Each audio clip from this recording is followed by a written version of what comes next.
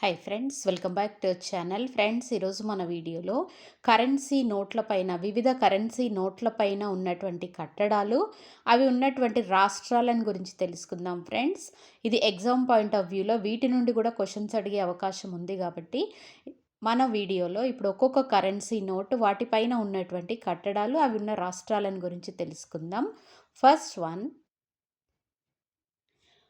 10 rupees note. ఈ 10 rupees currency note పైన కోనార్క్ సూర్య దేవాలయం కలదు.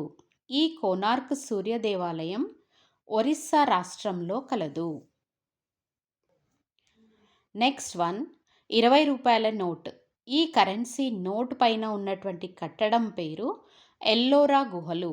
ఈ ఎల్లోరా గుహలు మహారాష్ట్రలో కలవు. నెక్స్ట్ వన్, 50 రూపాయల నోట్. ఫ్రెండ్స్, ఈ కరెన్సీ నోట్ పైన ఉన్నటువంటి కట్టడం పేరు హంపి కట్టడము.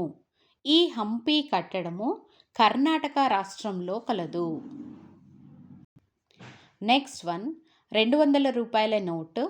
ఈ నోటు పైన సాంచి స్తూపం కలదు.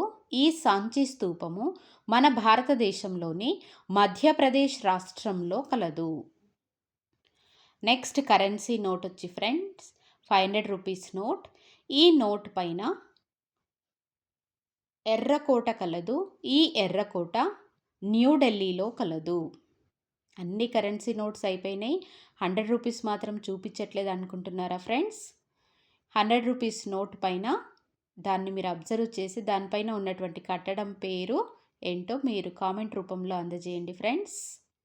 ఇవన్నీ మన డైలీ లైఫ్లో యూజ్ చేసే కరెన్సీ నోట్సే, కానీ వాటిపైన ఉన్న కట్టడాలను గురించి మనం అంతగా అబ్జర్వ్ చెయ్యం. కానీ కరెంట్ అఫైర్స్ కింద ఇది కూడా ముఖ్యమైన ఇంపార్టెంట్ పాయింట్స్ కాబట్టి 100 రూపీస్ నోట్ని అబ్జర్వ్ చేసి దానిపైన ఉన్న కట్టడాన్ని కామెంట్ చేయండి ఫ్రెండ్స్. Thank you.